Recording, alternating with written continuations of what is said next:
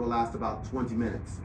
Once the reading's over, we'll get into a Q&A session where I will sort of a panel. I'll be asking Baye questions as well as tabling and gathering questions from the audience. So you can get a little bit of Baye's insights and wisdom that has brought him to this point and will take him to even brighter points in the future. And then we will close with Baye doing book signings and of course the regular mingling and then getting to know one another, which I think we've already done now. And with the drinks pouring, it'll probably be much more festive by the end of the evening. So my name is Henry Seals. I am a friend of Baye's. I've known you for about almost 15 years or so, correct? Yeah, about that much time, yes. And I do things. So let's put it that way. I do things. But no, the reason I'm here and the reason he invited me is I wrote the foreword to his book because I felt that it was a very special book and wanted to sort of jump on the bandwagon. So thank you very much, my friend. Thank you. So I'm going to jump on the bandwagon once again to say some words introducing my friend Baye. And Baye, please try not to get too enraptured in the words that I say about your grades. Okay? So, and this is from my heart. So when William Lloyd Garrison, the great 19th century abolitionist, wrote the preface to Frederick Douglass's narrative, he declared, paraphrasing, that the anti-slavery movement had found its greatest champion in a man who had once been enslaved. Now, I'm not suggesting our speaker is an escaped slave. Rather, his unique journey reminds us that in these challenging times, we must draw strength, hope, and inspiration from history. History shows us that even the darkest chapters eventually give way to brighter days. In fact, we must understand our context, not solely, through today's seemingly random and complex events, but through the rich tapestry of history. A tapestry that, though very intricate, has been refined by time into a guide for our future. By recognizing our place in this fabric, we empower ourselves to achieve more than we ever thought possible, fulfilling the charge our forefathers entrusted to us. They did not struggle, sacrifice, and die for us to stand still or to dwell on our limitations in this present day. They gave of themselves so that we may overcome, shatter the chains of trauma, and keep the wheels of history turning, propelling us to move forward, to live fully, and to bring others along with us. Their legacy has provided us with the very tools to build our future. Their work has opened doors and touched countless lives, and because of those gifts, we are here at this reading today. Baye, has taken up that legacy. He has transformed the harvest of past struggles into his own unique journey. A journey rich with wisdom that he now shares with his new community here in Japan. His words have the power to open minds and hearts, lighting the way for a future as bright as the one our history has promised us. But tonight, we're not here only to listen to the messenger. Each of us is called to look beyond ourselves, to stretch, to challenge, and to break free of the chains that confine us. As you listen to Baye's words tonight, consider your own role in the tapestry of history. Reflect on what inner challenges you must overcome, what fears you need to confront in order to step fully into the destiny that awaits you. No journey towards hope, no journey towards joy, and no journey of fulfillment is ever easy. And we are rarely fully prepared when we begin that journey. Yet by first overcoming ourselves, we become what the world needs and expects of us. So as Baye shares his gifts with us tonight, I invite you to listen, I invite you to learn, and to most of all be entertained and inspired, moving one step closer to fulfilling the destiny that history calls each and every one of us to embrace. So with no further ado, I give you Baye again.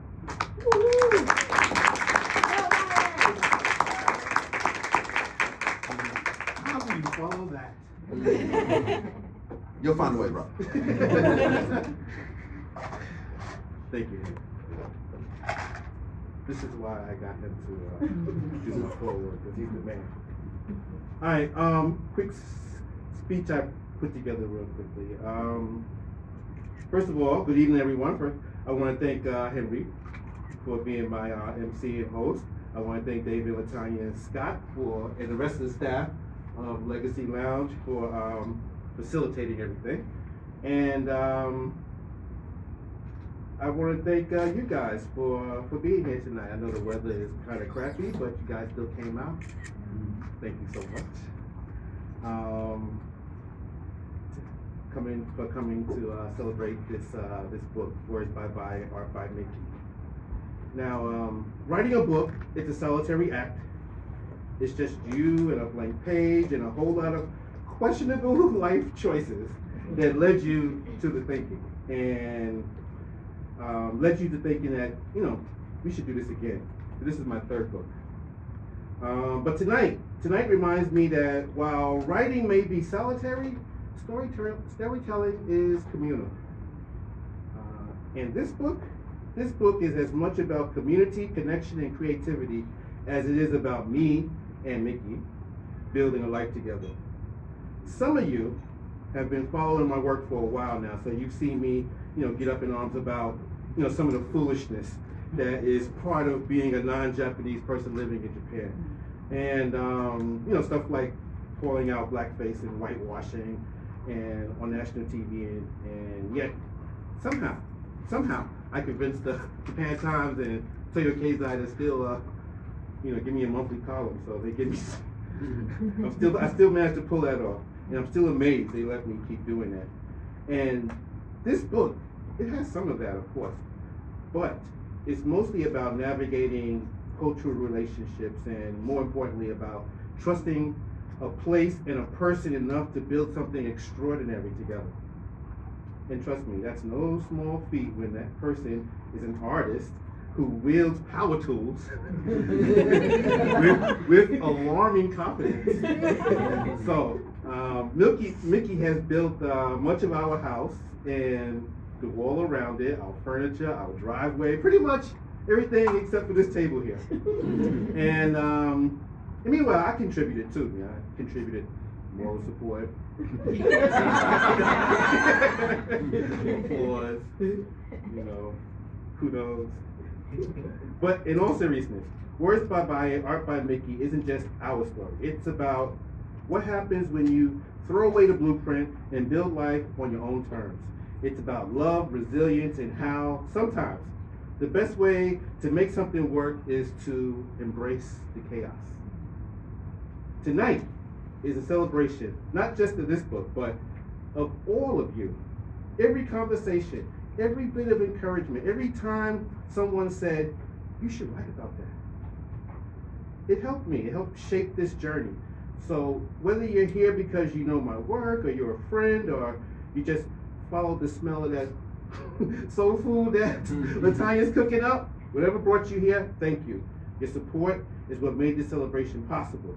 Now I won't keep you much longer because I know the real reason you're here, the drinks, the music, and of course, to get your book signed. So let's get to that. I'm going to do my reading first, and then we're going to get to the signing. So let's enjoy the night, to celebrate this moment, and most of all, let's make some memories, because that's what storytelling is all about. Thank you.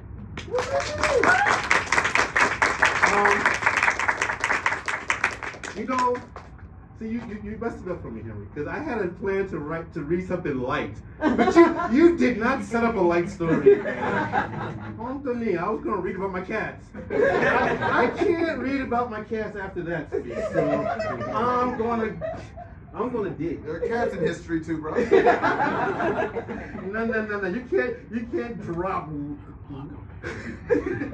abolitionists and expect me to write about cats. So no. Sorry, Miki. I'm gonna do the Ted. Okay. She, my loving wife. She made Japanese copies. She made Japanese translations of the stories that I was planning to read tonight for Japanese readers. Isn't she? So, the story I'm about to read is called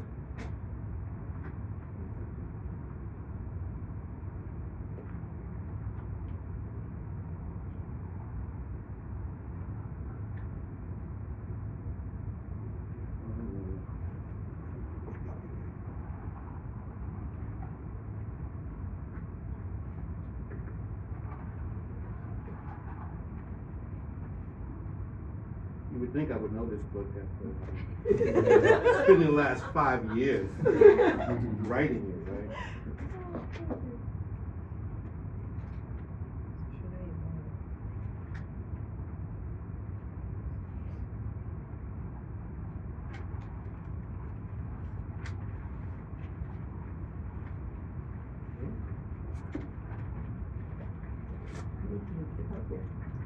Huh? Take my time, thank you.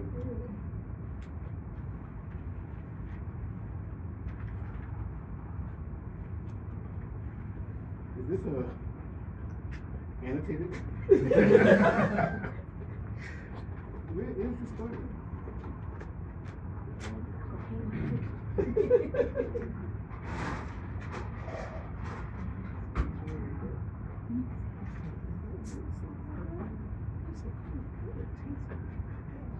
Sorry, one moment.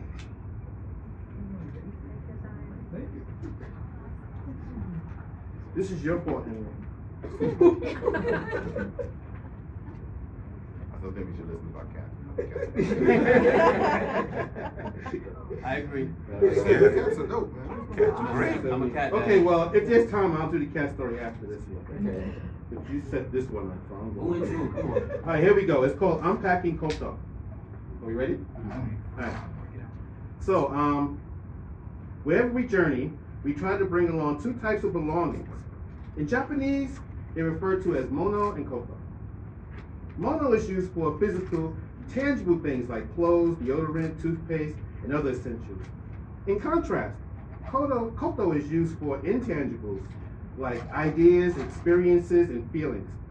One type we pack on purpose, while the other we often lug around unintentionally. Once you've arrived at your destination, now it's time to unpack. Unpacking mono is a fairly straightforward process. You open your suitcase, remove the items inside, and sort them out. Shirts here, skirts there, undergarments over there, toiletries in there. Move on to the next piece of luggage and repeat as necessary. Unpacking koto, however, is a more complicated, more involved process. Plus, there's a hitch. There's a good chance that the person you are when you enter into this unpacking process may be very different from the person who emerges from it. In other words, the process has left people in an altered state. I have a friend who believes that human beings, for the most part, don't change much, especially not adults. And I suppose he's right to a certain extent. For instance, if a person, voluntarily or otherwise, never has the chance to examine and question their core beliefs about the world, and more importantly, about themselves, chances are their mindset likely won't undergo any major transformations.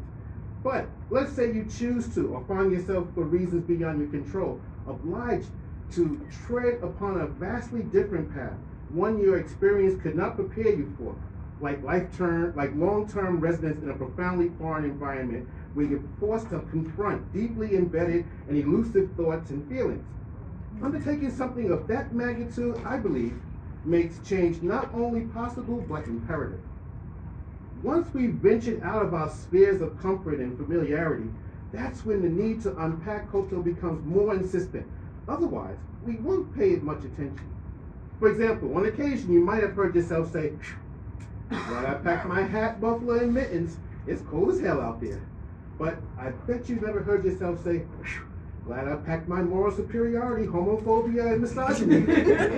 Well, let's hope you have it anyway.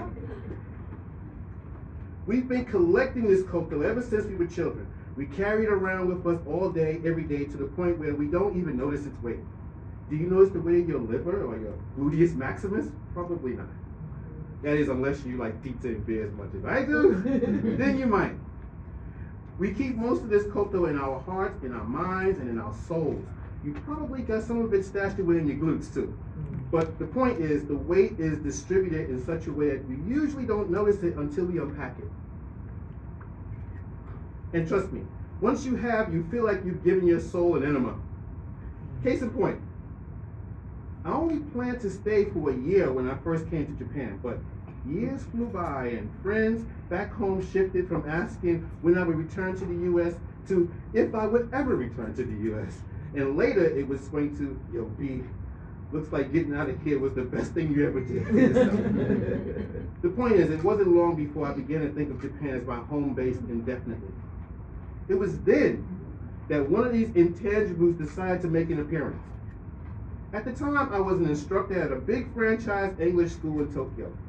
In that school, there was this room we called the voice room, where students came to speak freely with instructors on just about any topic. Oh, get the hell out of here. Sorry about that.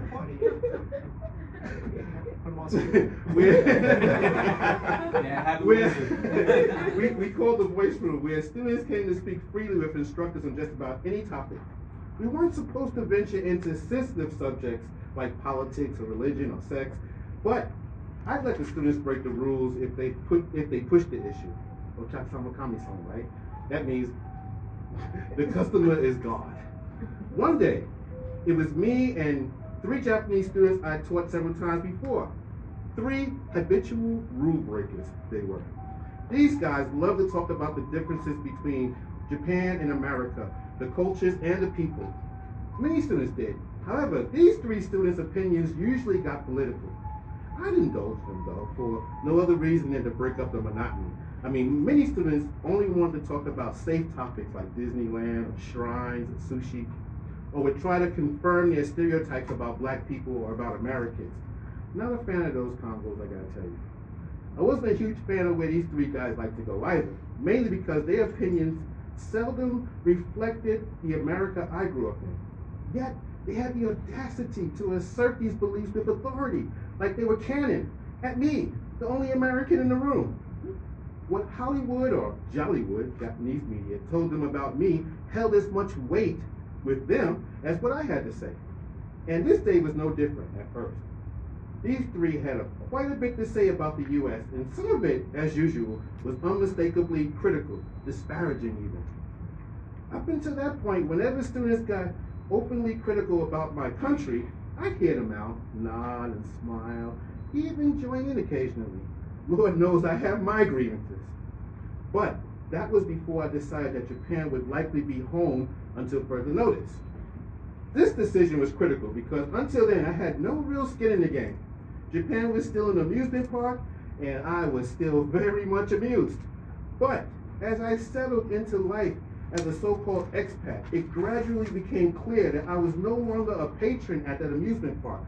It dawned on me that I was, in fact, one of the amusements, or at least mistaken for one. And not just me, but the country that birthed me as well. And as you might imagine, I was no longer easily amused. I knew that the next critical remark that came out of these students' mouths about my country, 'tis of thee, sweet land of liberty, would be met with, well, put it this way, my nodding and smiling days were done. Ochakasama kami-sama, my ass. This smiling, this feeling, this intangible, this koto, it wasn't nationalism or patriotism though. If I had suddenly become a nationalist or a patriot, that realization would have caused a short circuit of my nervous system or a brain hemorrhage for sure. That's not to say I hate America. I don't. Far from it. I only left for an attitude realignment. I wanted to gain a fresh perspective in a fresh environment and see what the rest of the world had to offer, not out of hate. Indeed, up until that point in my life, the strongest feeling I had for America that I was conscious of was disappointment. This koto that got unpacked just then was not disappointment though. Not exactly. It was closer to how you might feel about your child when you learn that, without a doubt, your child's the biggest bully at his school, he beats the crap out of the boys in his class on the regular, grabs the girls by their private parts, throws textbooks at the teachers, and steals anything that isn't nailed down. He's a bad seed, rotten. You cuss him out and punish him regularly, but to no avail. You're the problem parent of a problem child. But that's your problem child. Your flesh and blood, right? And you still hold on to the belief, to the unfounded faith, that someday, some way, your child will grow up to be a fine human being, that buried underneath all that anger and contempt and violence and bloodshed, racism and hypocrisy, is genuine greatness just waiting to be excavated. So, naturally, if anyone outside the family criticizes or mistreats your child, you're ready to take issue with it, right? And God forbid if an adult raises their hand to your child, you're ready to go to the mattresses, all right? So, yeah, I think it's safe to say that the first intangible I unpacked was the shocking discovery that I harbored a proprietary and paternal partiality for America. One that would not sit still for even mild reproach from non-Americans, let alone these three Japanese students who've never traveled closer to America than Guam. This discovery shocked the shit out of me. It got me wondering what other intangible contraband had stowed away in my heart over the years, you know? Anyway, now that you've unpacked this koto and laid it out before you in all its gory glory, what will you do with it? If you were a tourist, you could ignore it. But you're not a tourist. You're an expat, an immigrant, an exile, a foreigner, an alien, a displaced person, an outsider, a gaiji, a gaikokuji, or what have you. No matter how you self-identify or find yourself labeled, you're a human being striving to build meaningful relationships you hope to sustain, trying to hone a mindset that will behoove you, benefit you, and position you to succeed in your new environment. You're part of a new community now, immersing yourself in a foreign language and culture, paying your dues, paying your taxes, and paying careful attention. And it's all demanding seriously complicated stuff. Fun and games are over. The amusement park is closed. You're playing for keeps now. In my case, I just knew. I couldn't traipse through my new life in Japan with this volatile koto on the loose and this American chip on my shoulder. I had already been living here for several years prior to deciding to stay. And in that time, I had already gotten a sense of what life is like here in Japan. And those three students, they were just the tip of the iceberg. I knew that here, more so than in America, I would be judged first and foremost by my nationality and by my skin color, and that any presumptions and stereotypes floating around about either would be applied to me without a second thought. So I knew that the key to my success, to thriving and surviving in Japan, was the management of this koto. I had to make peace with the American in me to make way for the person I was becoming by virtue of wrenching myself free from America's overwhelming influence over my thoughts, feelings, and behavior. In the truest sense of the term, I had to cease to be a mere American and become a global citizen, which has much more to do with what's going on in your heart than what it says on your passport. That's the importance of unpacking koto. Whether you're going off to college or starting a new job or moving to a new neighborhood, or like myself, making a go of it in another country, most of us at some point are going to find ourselves on unfamiliar turf. And it's in strange settings that koto is prone to make an appearance. Koto isn't always bad news. So if it reveals itself to have been your secret ally for years, you should naturally store it away with the other helpful koto you keep in a soft drawer in your soul. But if it turns out that it has been quietly undermining your efforts to achieve your highest potential, it turns out we all have the capacity to liberate ourselves of it. There's no one-size-fits-all way to do this, however. Some people do it creatively. They paint, draw, write, do photography, make music, and DJ. There are all kinds of creative outlets. Creativity is a salve for some souls. Others turn to spirituality. They meditate, pray, do yoga, recite mantras, and sacrifice chickens and goats. Faith in a higher power often imbues the faithful with the resilience to put koto in its proper place. And yet, others grab hold of an idea or find a cause or a community that inspires and empowers them. Unpacking koto is a personal journey that no guru can teach you how to navigate. I can tell you my journey, which has taken me from English teacher to blogger to author to columnist to activist to a prominent voice of African descent here in Asia, began years ago with this idea.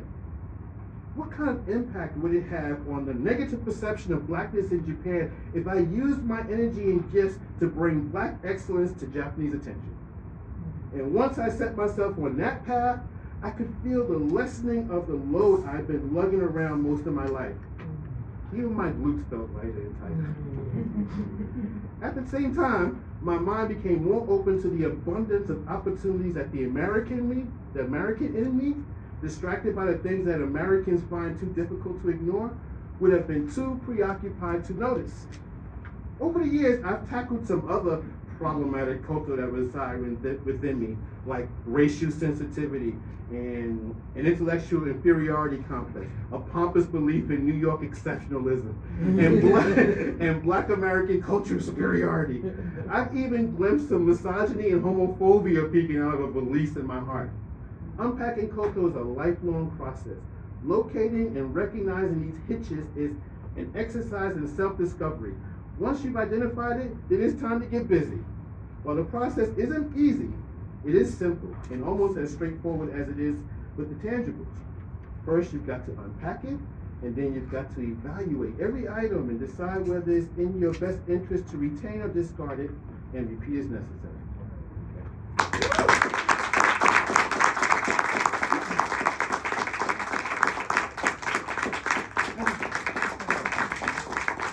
Thank you for your patience, sometimes.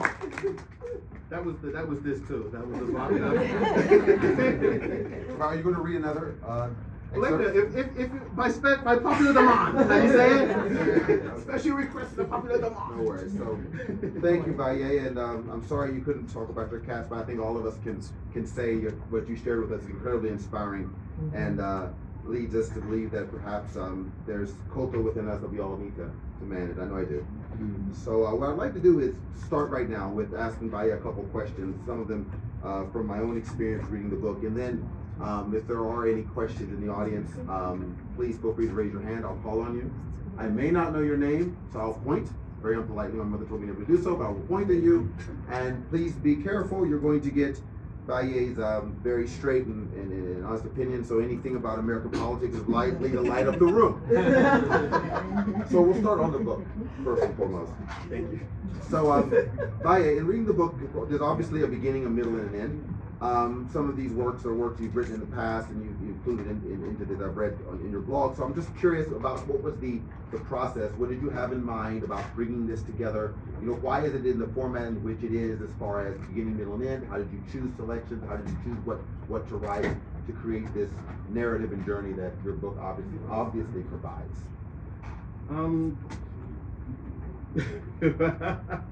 He just went right for the beef, right? So what I do? Sorry. What's your name? What's your name? What's your name, bro? Okay, so my name is Baye. So, and the name of your book is Words by Baye, Art by Miki, correct?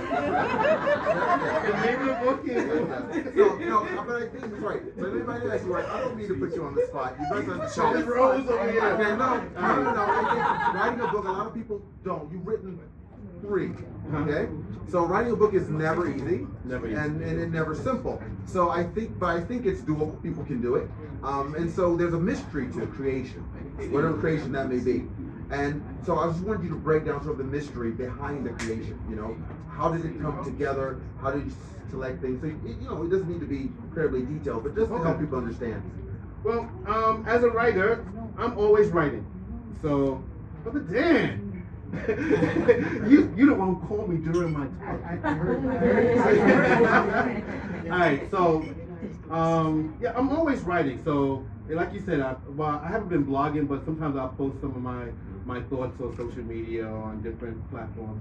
And but I keep that writing, and some of it is really, really good. I'm like, wow, this would be great for a book. Mm-hmm. So some of it I thought later on I'm gonna revisit that piece. Yeah. And that's what this book is, a collection of those earmarked essays. And I realized there was a recurrent theme in a lot of them, and there were also some issues that they addressed that I thought that I haven't seen other books really addressing these types of issues, especially maintaining a relationship, building a home, building and maintaining a career here. These kind of things, especially something creative like writing. You know, how do you manage to establish a writing career here and also build upon that and getting involved in activism, this kind of thing. So there's essays in this book that cover all those areas. You know, so people who are interested in building a career, building a home, building a life here, this book will be able to give you some hints. I'm not a guru. It's not a Life in Japan for Dummies book. This is not that book. This is the book that it'll give you some ideas on how you can go about how you can navigate on your own journey. Okay. Thank you, Baye. And actually, that leads to my second question, actually. And you may have already answered it, but I just want to ask you specifically directly, so you may want to add some points. What is it that you want people who are reading this book to sort of get out of it? You've mentioned already about, trying to understand, what they can do. For instance, about their journey and about various different experiences you may have in Japan. But is there anything else specifically that you want people to sort of take from this book and to say there's one or two things you wanted them to remember or to feel from reading your words and seeing, of course, Miki's art? I don't want to leave her. I'm going to leave her. Well, one thing I think people can take away from this book is that and this is something that Jay addresses often. It's very complicated living in a foreign environment, and you need to be able to find certain ways to mitigate those challenges. And for me, I've been fortunate because I'm a writer, so I have a creative outlet. Writing has always been very cathartic for me. I have Miki, who is around, and she's also someone that I have a genuine connection with. It's not just she's just this person. She's an artist as well. She has a creative mindset, and she knows how to look at a situation from not just the straightforward way, but be able to work around. This is something that's, I don't want to say it's rare here, but it's not something you run into too often. So I've been really fortunate to have those types of things in my life. So I would say one thing that people can get out of this book is that you need to figure out a way to do that, and you need to find somebody, because you can't do it alone. I don't think anybody can do it alone. I would never have been able to accomplish the things I've accomplished here in Japan alone. It just wouldn't happen. So find somebody you can trust that you can build something with, a partner. Great, thank you. So I will not take up any more time. I will see if there are questions from the audience. Yes, sorry, Simon, yes. Quite great to see you. Same here, man. As soon as you said that you went back into your old writings and stuff, and some of that stuff was really good, I immediately opened up the contents. I'm like, where's the C? Where's the C? Page 86, the empty C. And I think that blew up like before your first book. That was the first time you came on my radar, right? Because everyone on Twitter was like, there's this huge, like, is he overreacting, or is it you're misreading? And I still think about the C now. I think about it regularly. I still see it, and I'm still unpacking that koto, I guess. I can't wait to read the update in the book on you and the sea. How are you guys doing? Tell us about the empty seat. Well, actually, I tackled it in this book, and it's going to answer your question once you read it. But we're still not, kissing cousins. But our relationship has evolved. To the point where I don't allow it to be so distracting as to sap some of my energy and sap some of my positivity. And but it's still there. It's still a thing. Even it's there. And I can't say I'm immune to it. I'm not immune to it. And sometimes it catches me at weak moments, and I feel that alienation and just. But the evolution that I'm referring to is that I'm prepared. I'm better prepared for it when it occurs out there.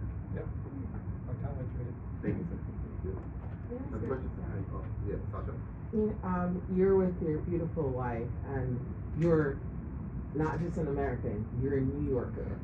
That's a whole other strong We're culture. exceptional. This is Jamaican visit there. Exactly. I grew up in Brooklyn, basically. No, but I Yeah, mean, principal in Jamaica. I mean, this is Jamaica. It's anyways.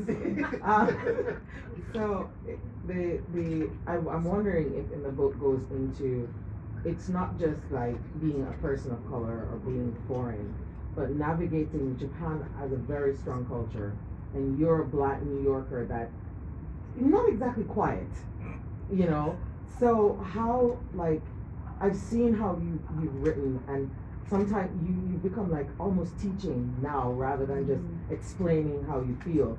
But a lot of your work now, it's more like on a teaching level about like integrating what happened that brought that Baye that was just talking about MC to like, this is the places that I'm now connecting with people and trying to merge. Is I don't know if it's written in the book, but what's caused that beautiful shift into like, yeah, this is what it is, but now I'm merging stuff and more teaching than anything else. Being a teacher helped, you know. Yeah, so I didn't teach until I came here. So I came here as an English teacher, but one thing that you realize as an English teacher here is that your primary responsibility, I can't speak for all English teachers. I feel like my primary responsibility is not teaching these kids English. It's ambassadorship. It's introducing outside cultures to them. It's preparing them to be able to interact without fear and without negative baggage, you know, when they interact with non-Japanese people. And so that's been my life, day and night, you know, because I'm teaching in the daytime, I'm writing at night, and, you know, so I'm always, you know, trying to make those types of connections with the community here in Japan. So, yeah, I think that's helped evolve my mindset as far as, you know, what's coming through in my writing is. But if you ask any of my friends in Japan, I was already. it wasn't about this type of issue. I mean, before I came here, my issue was gentrification, and I was full on. I was writing for a newspaper in New York and writing about gentrification every week because my community, Bedford-Stuyvesant, Crown Heights, was being gentrified at the time, and I was full on fighting it. And so I've always had my what you call it? You had your comeback year on. I have. Right? But it wasn't just about fighting. It was about also teaching people, because what I had to do in Bedford-Stuyvesant, a lot of the home stock, the housing stock in Bedford-Stuyvesant, the brownstones there, they're owned by elderly people who are, you know, not really connected to what's happening. So they weren't aware of predatory lenders. They weren't aware of a lot of these issues. I was teaching them as I went to these block association meetings, talking to them about these issues that are confronting their community, so they would know. So yeah, I've always been a teacher, I guess. And some people say that's a cancer trait. Huh? Cancer. Zodiac. Oh, Sorry. I'm a Cancer that does the craft. July. So yeah, okay. mothering and teaching is supposed to be our traits and stuff. So yeah, I've always been kind of a teacher, or try to avoid being didactic, but I go that way sometimes. Lloyd, and then So obviously we feel the passion and it's an intellectual exercise. However, it's also a business. And I think we had this discussion a few weeks ago. We did. How are you feeling now about promoting the book, not only in Japan, but in the US? Well, fortunately, I have 2 previous books that people have already read, so they know what I'm about, and they know what I can do. That helps. That helps a lot. People who have read those books and say, "Well, this guy, you know, he's the real deal." You know, even though he's indie publishing, he's publishing the real deal. You know, so yeah, that helps a lot. You know, because people who read these books and purchased these books are grabbing this book just without even reading reviews or whatever. They just know what to expect, and they've been waiting a while. This last book was 2013, 2014, so it's been 10 years since I've printed a book. Yeah, I've been busy. life happens, right? Life has been, you know, I'm Japan. shocked.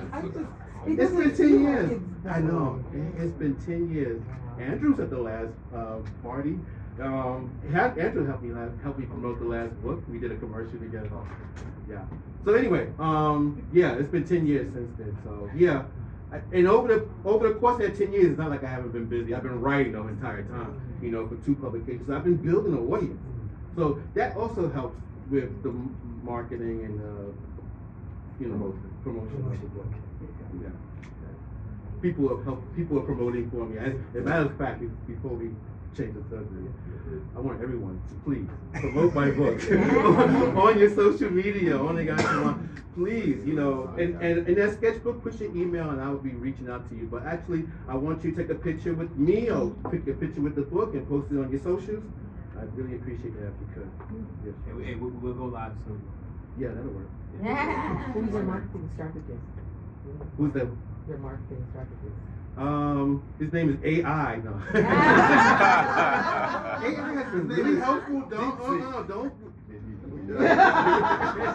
Not yet, but I know. But yeah, I don't have a marketing strategist. I've been doing the marketing myself. Why? The job is open. I don't work for free though. Oh, never mind. After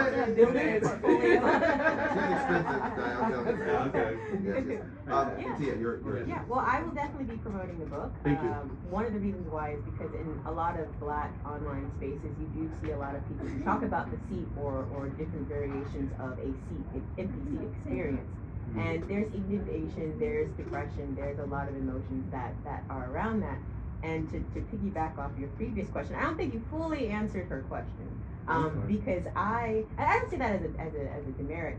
I say that because I followed you since I came here, and I went back and read Hi, I'm Loco and Loco in Yokohama, and there was just a tone that was very raw, full of passion, maybe also indignant. And there was definitely indignation. And this, I'm not saying that as a bad thing. I'm saying that as you were a powerhouse. Like when the certain situations that you talked about in the book with blackface, with the A stars or all stars, like you were there putting them to task. You were very prominent.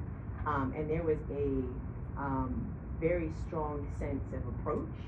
And with the book, with the reading that you've just given us, there has been a tonal shift. That's very teaching. That's very tonal in education or mentorship. There's a lightness to. There's a lightness to the tone that I think would resonate with people who do have that empty seat experience. So my question is, what happened?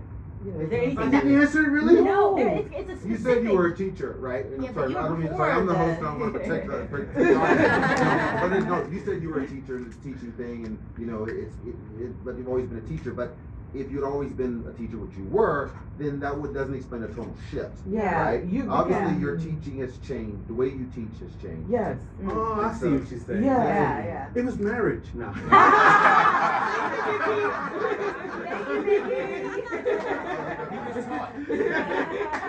That was an easy one. You should have said that in the first place.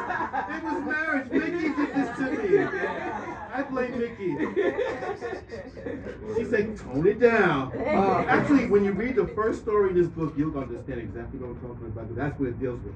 Okay. Sanctuary. I went directly there. You know, because Miki was like, no. We need to flip the script. Yes.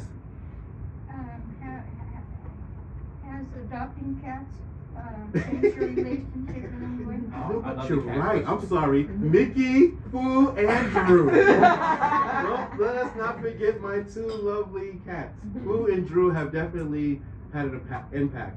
You see, they're in my book, Yes. so I wrote stories about them the whole 9. That's what you're gonna Look read. forward to that. Yeah, that's necessary. Yeah, what's up, Marcel? Hey, I don't have a question, but I have a comment. And, I'm sorry. you No, good? that was the question. Okay. That First of was all, the I answer. I accept that finished reading. answer. Yes, Oh, and then the comment that I have is that as I was reading the book, I found that it was kind of therapeutic in a way. Because through your experiences, I can understand my own experiences. Or, I don't know, the way to think about those, how to handle them. And also, through your experiences, I also felt like man, somebody else is having this. I'm not by myself. It's not strange. It's not in my mind or imagination. There's a kind of universality in the story that you're telling, and it was quite powerful for me. It helped me to feel like I wasn't by myself.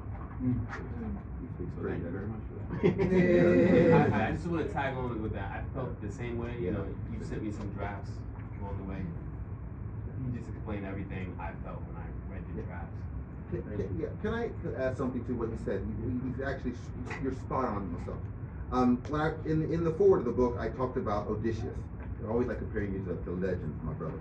And but anyone who knows the story of the Odyssey knows this. You know, Odysseus was bold and brave and loud and brash and went up against the gods, but through all of these journeys with the Cyclops, with Circe, everything. And then he goes back home and he kills all the suitors and everything. But nonetheless, he learns and he grows and becomes a great king, so to speak. It's a journey. And it's very true. All of us want to be the kings of our story, want to be the hero in our story. And your story, it's therapeutic. It really is that journey, that hero's journey. And it takes all the readers along it. So I'm just curious again. I think, you might want to go back to Tia's question and to the question when people get out of this, but that's what they're seeing in your book. And so I just want to know a little bit about why. You said, yes, it's Miki, it's the cats. That's very true. But you're a writer. You're a very eloquent, creative type. If you can dig and explain to us maybe a little bit about that Let process. me bother you. Let me be specific. Yeah. You were very New York and brash. Like it was sometimes as a non-New Yorker, but then all of a sudden, I was learning oh, you've done this thing, and the teacher brings in the book, Right. and you're sharing with them, and you're literally like ambassadoring in these spaces, while before you're like, I'm here, just knock it off, to I'm here, let me bring you along. And it's beautiful to watch as someone who reads a story, and I just don't like something profound, I think somewhere happened that's brought from you're still strong, but now like you're just constantly like building bridges, and it's obvious in your right. To me, reading, like I think it's the same thing with Tia.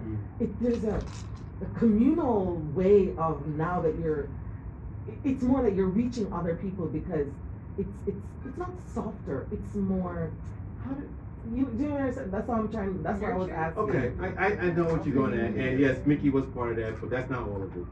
So another big part of it is maturity. Mm-hmm. Another big part of it is once I started writing in Japan, I started as a blogger, and these two books were written while I was a blogger. Mm-hmm. As a result of the success of these two books, I leveled up. And now I'm dealing with a Japanese editor and several editors from magazines and everything. And they are teaching me. They are teaching me the craft and the art of writing and getting your message across in a way that, and just from learning the craft of editing and the craft of storytelling, that's what you're getting here. You're getting more of a I think I might have been doing it here in these books, but I wasn't doing it well enough yet. I've grown as a writer. I've grown as a thinker. I've grown even as an editor, self-editing. So yeah, I think that's what you picked up on. So maturity, editing, me. Yeah.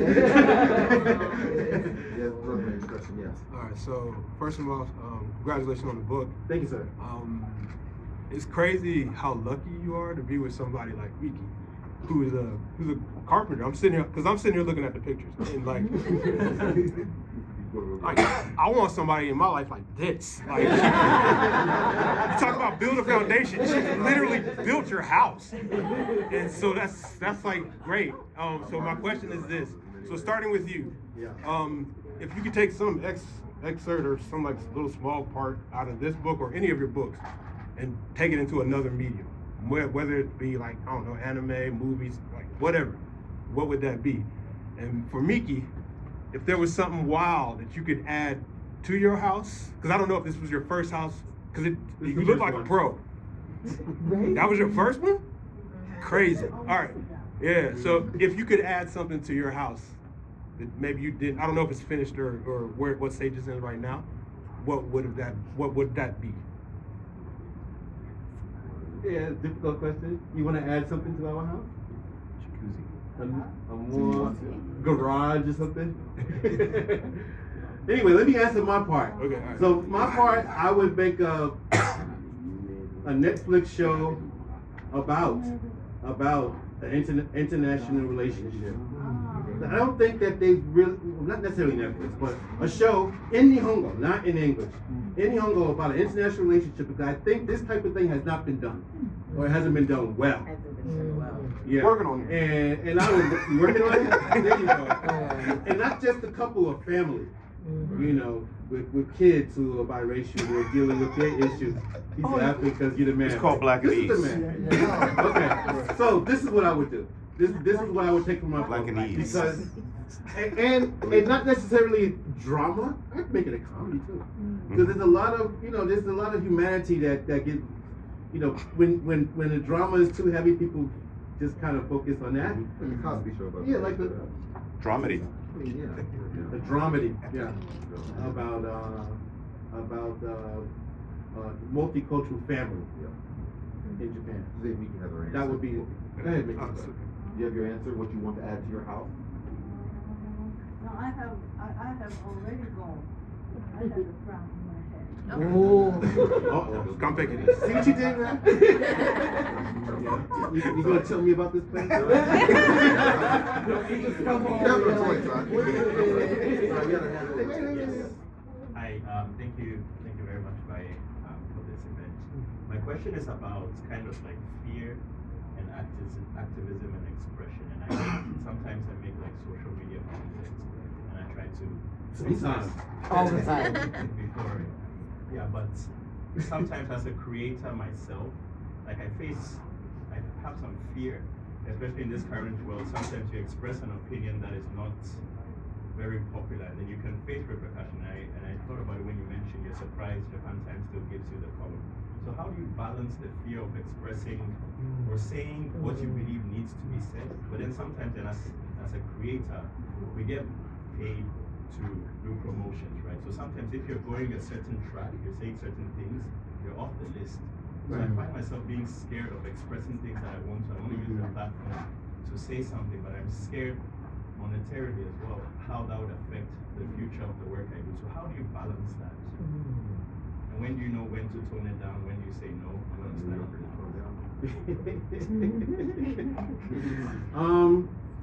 Yeah. It's almost ever since I stopped blogging, I've kind of toned down a lot of stuff that I've written. I mean, I've gotten involved in a lot of activism, but I make sure that it's serious things, you know, as opposed to petty things. I think some people get involved with petty activism. Like people always sending me emails. Oh, did you see this blackface thing on YouTube? Like, I'm not getting into YouTube. If TNT or TBS or Fuji TV gets on it, we can talk. But I'm not going to YouTube to worry, you know, about some, you know. So it's like that kind of thing. You got. It's about making the right choices. Choosing your battles carefully. Yeah. You know, because you're always going to get some flack if you oppose any type of thing that's misunderstood by the populace. You know, like for example, when I first started talking about blackface, many people, Japanese and non-Japanese, thought that there's no problem with blackface. What's the problem with blackface? That was one argument. The other argument was that's an American problem. Don't bring your American ideas over here. You know, so there was that kind of thing. You know, but educating people about the history of blackface in Japan, which goes back to the 1800s. You know, let them know that this is not something that just came from America recently or only a problem in America. You know, so I've always had to deal with that type of issue, and most of the time, the way I've been able to handle it is through educating people. Of course, a lot of times that doesn't work, but people don't want to believe anything. But yes.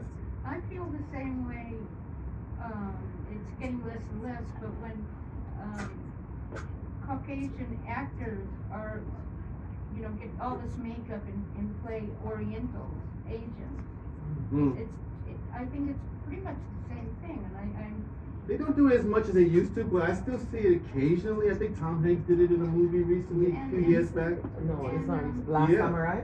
was like 5. No, No, that's Tom Tom Hanks, not Tom Cruise. Cruise. Cloud Atlas. What was it? You know what I'm talking about? Cloud Atlas. Yeah, that one. What was it? Atlas. Atlas. Yeah, so I mean, it happens occasionally. I understand what you mean. Or they use Scarlett Johansson in a movie where the original character was Japanese. These are serious issues, and I write about those types of issues because that's worthy of my my attention. Any other questions? Yes.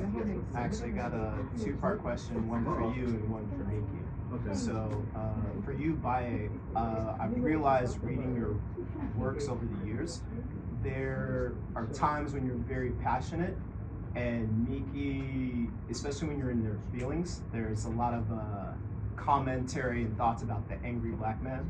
In the book, or you talking about in general? Just in general and over all your works. And I've noticed in this third book, Miki is very quick to know when you're in your feelings and when you're not expressing your feelings. So is this something that you guys practice actively on a like daily or weekly basis, or is this just something that you've grown into? Practice? How do you practice that? I don't live the married life. So. Oh, okay. No. It's just something we pick up on, because we're paying attention to one another. We're growing together. We've been together since 2013, 2012, 2013. Anyway, one of those numbers. And yeah, so we had a long time to kind of get to know each other.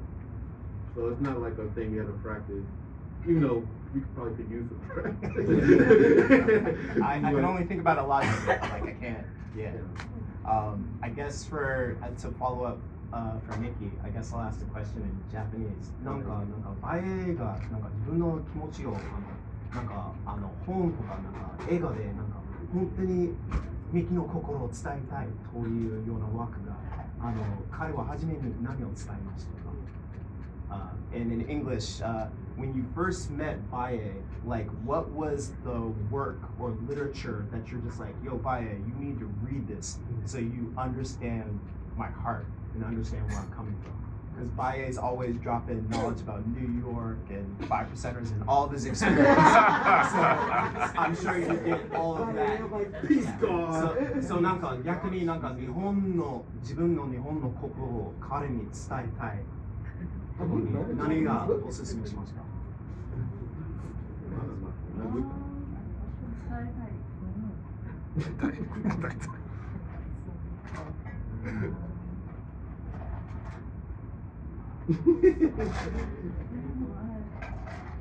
No pressure. Yeah, no pressure. You don't have to answer that now. But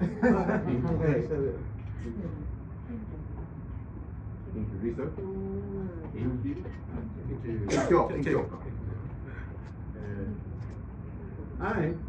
Thank you, man, for your question. Appreciate it. Oh, we wrapping? I mean, any more questions? Yeah, we still have some time. Like maybe time for one more question before we. I can try a very light one. Light is great. It's very simple. Talking about New York, very much people ask where you're from, like New York. I feel like New York and Tokyo, being big cities, are very similar. How do you feel about that?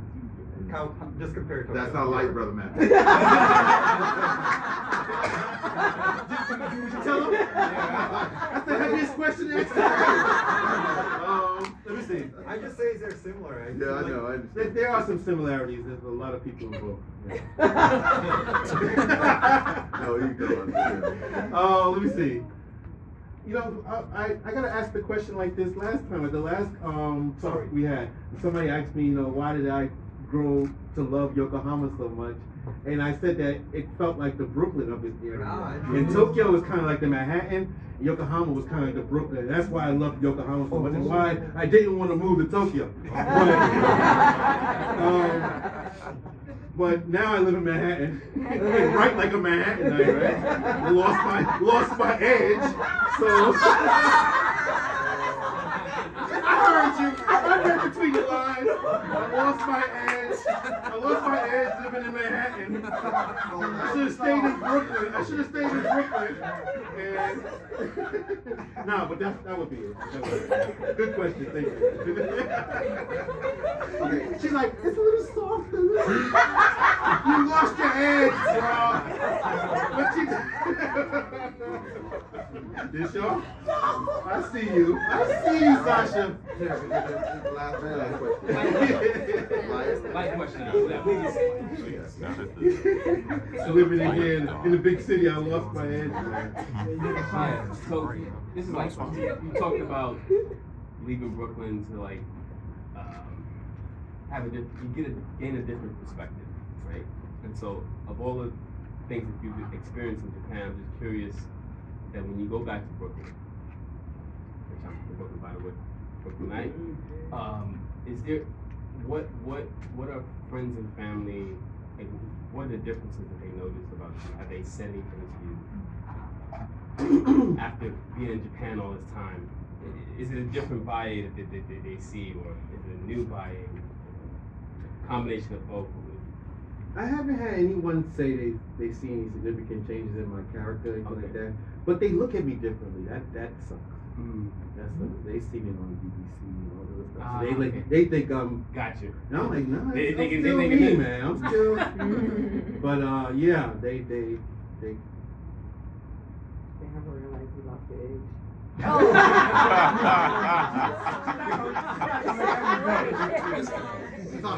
The whole takeaway. I knew it. I knew I was right. I knew I was right. That was supposed to be light. Wow. No. Are you too? It's Sasha good. What happened? What's all this balance stuff? What's all this balance stuff? This soft talking? Nah, you know what? I haven't been home since before COVID. Okay. And yeah, it's been a minute. Yeah, it's been a minute. So I'm having a hard time remembering how people were. Hey, And it's kind of a follow-up to his question. Boy, Baye lost his touch question. It's your fault, man. I'm blaming you. Here comes this. Somebody call the Do you paramedics. ever plan to return? And if so or not, why? Can never go back, man. Return, you mean To where? to live? Return to the heart. I'll tell you why I Back to don't the fatherland, motherland, whatever you want to call it. It's America? Yeah. I have no intention of might not going back exist to America. after next week. To stay. You know, but I have no intention of going this guy's route either. Hey, changing my naturalizing over here. But no, I don't have the intention of going back to the States to live. Why? That's That's why I want to. No light questions for anybody. I'm sorry. This is the one I wanted to avoid, right? I know, right? I know, right? And I asked this question because it ties into the theme of the book, where you It does. struggle to assimilate or to understand or to find identity. And now that you have found it, where does your journey take you? Does it find satisfaction and decide, okay, It's changing cat litter. or does it help you find an identity that's more deeply rooted in the soil of Japan? Ask this question like a poet. It is. My destiny is tied to Japan in a lot of ways. Not just matrimonial, but, you know, just, Cat litter.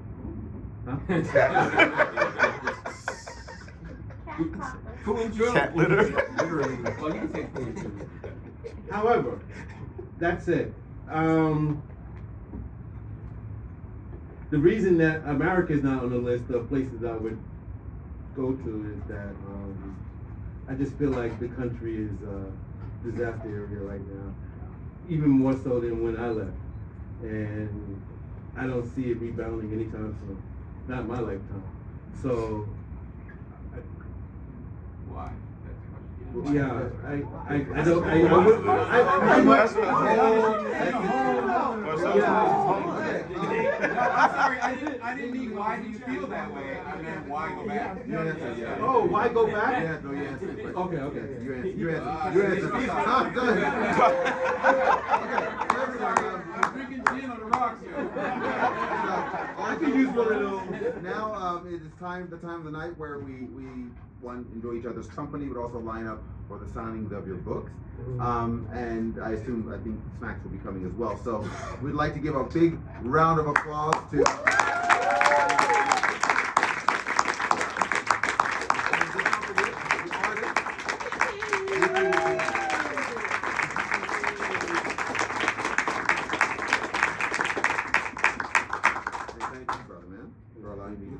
Thank you. I appreciate it. Okay. So, you want to sit in the side? You want to sign people come here? I think probably you want to sit up high because I think the camera will get you lights already. So let's do that. Okay. So, I don't think we need to do it too formally. I think people going to the bar, etc. So it's easy to get to the bar. If you want your book signed, maybe it's best to come here and sort of line up this way so people can then go to the bar and not be blocked. So, thank you very much, everyone.